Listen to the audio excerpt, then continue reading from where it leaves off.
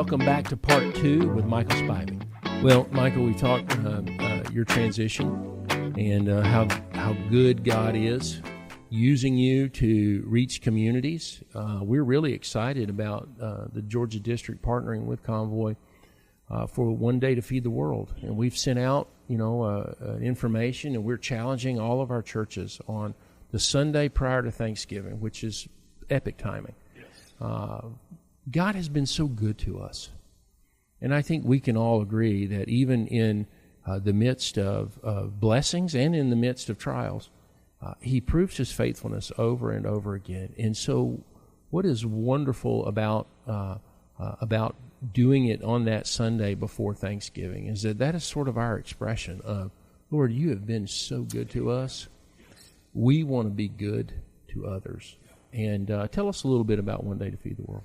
Yeah, John, I think it's you don't have to get too far away from our little bubble that we live in to understand that there's a lot of people who are in need right here in America, even. But if you get outside of America and see parts of the world that absolutely are destitute, that they haven't seen rain in 5 years, they can't possibly grow crops. Oh my! There's some children who started school this year who have never seen a drop of rain, and it's tragic. It just breaks your heart. And so, One Day to Feed the World helps us to feed every single school day. Right now, over 639,000 kids every single day. Mm. And so that's in 40 different countries, and that's in 4,200 different centers that we feed out of. One Day to Feed the World is doing big work, and by the year 2030, we want to be feeding 1 million children a day. And so when we partner with districts like yours and great churches like Georgia has, it really helps us to not only feed the need that we have now, but we look to the future and feeding more and more and more kids and their moms and dads. So, One Day to Feed the World is the best mechanism that we have. Mm. The beautiful thing, and I can speak from a pastor's perspective because we did One Day to Feed the World. One day does not take away from your tithes and offerings. One day does not take away from your missions budget. One day is just simply asking people. The average person in America works about 260 days a year.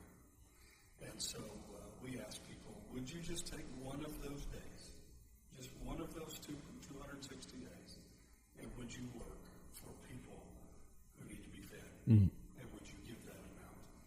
And so it's not only effective, it's very scalable. Whether somebody is a part-time worker at Starbucks, they can do one day. Or if there's a CEO out there who has a multi-million-dollar business, he can do one day. And so it fits everybody. It works for everybody. We've had great churches already who've already done it this year, like Dave Devine. Yeah. They just had a tremendous one day, and I have no doubt that on November 23rd we'll have several churches who not only see the blessing of getting to help feed the world, but they'll see the blessing of God come back in their own churches through what they're doing. And see, I think it's so incredible to see God do that in the local church. So once you get your people really involved in reaching the needs of others. And that's so hard, especially as Americans, because we are very, not self-centered, but we are self-focused. Okay, so, I got to take care of mine. I've got to take care of my family. I've got to do all these other things.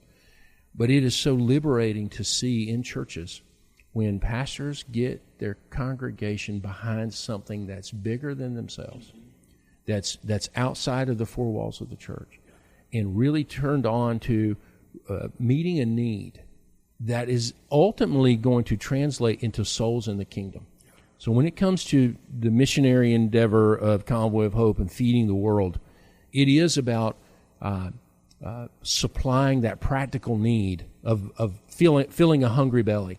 And I know what you're talking about in those countries, because being 9 years on the mission field and traveling the world and seeing these things, we have poverty in America, and I don't want to understate the real need that we have in the States.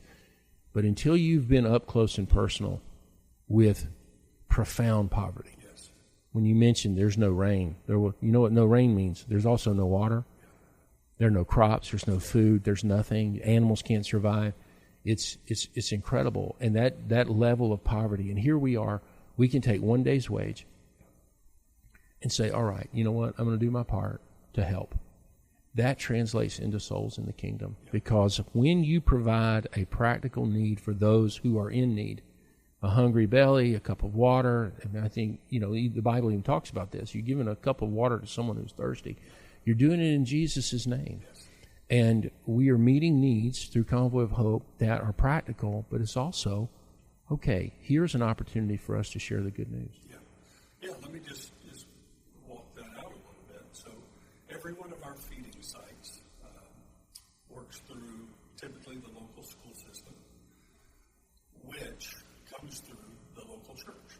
And so the food goes to the church, they pass it on to the school. So with every meal, there is also discipleship going on. There's, for older kids, some job skills, training, that kind of thing. There is a woman's initiative that Convoy has, where while the kids are in school, during that same time we're feeding the kids, we're also training women how to have a career. We give them seed capital to start small businesses. So that is profound. Yeah. Feed their families, and so we have a farming initiative that comes along with that, and so it's really a multiplied effect. The feeding part of it. And when we go into a community, we tell them, "Hey, listen, we're not here to feed you forever. We will feed your children, but by God's grace, you will feed your grandchildren." And that's powerful. With the Women's Empowerment Initiative and our farming initiative, we're seeing that come to pass. Just recently, we were able to transition 2 entire communities. Convoy was able to pull out. They're fully self-sustaining now, and so we can move on to another village that needs it. And that's all the product of One Day to Feed the World. Incredible. Yeah, it really is incredible. And that is so important when we can draw a line between what we're doing on November the 23rd in doing that One Day to Feed the World. We take up that offering. It doesn't, you mentioned it, this is in addition to your tithes, your offerings, and even your faith promises. This is just one day's wage. But it translates into souls in the kingdom. 100%. Yeah, there's no question about that. And people can be confident when they give. I promise you, our church, every single year, about midsummer, people would start asking, "Hey, are we going to do one day this year? Are we getting ready for one day this year?" That's great. And so it becomes kind of a part of your church culture. Every year, Convoy gives sort of a stakeholders report of what has happened. I've seen those, yes. And, it's encouraging, it's challenging, it's productive, and it's to me, as a pastor, it was the most effective thing we did mission-wise. That is incredible. Well, we're sending out, and we have sent out information to our pastors, and pastors, we want to invite you to be a part of this. You can really get your church excited. That Sunday before Thanksgiving, here's an opportunity for your church to lean in, to say, hey, you know what, we care about those that we'll never meet this side of heaven. It's true. Yeah. We're never going to meet them, but we do have an opportunity to play a pivotal part in their lives and in their eternity. And so we want to encourage you to be a part of that. We're looking forward to that. We're going to be sending out some more information too, Mike. And we have information on the Convoy website, and we are sending out the links as well. If you need promotional material, if you need all that other stuff, that's gone out by email, but it's also going to go out again. And we're going to show this segment of the podcast right before, just to remind you again. Let's challenge our people, and let's do that. Let's feed the world. Let's give them fill those practical needs, and let's play a part in them being a part of the kingdom. Amen. Thank you, Pastor John, for partnering with us to do that. It means so much. Well, I believe we're going to be able to see God bring to fruition Hal's vision for feeding the world, but also God's vision for the kingdom being full.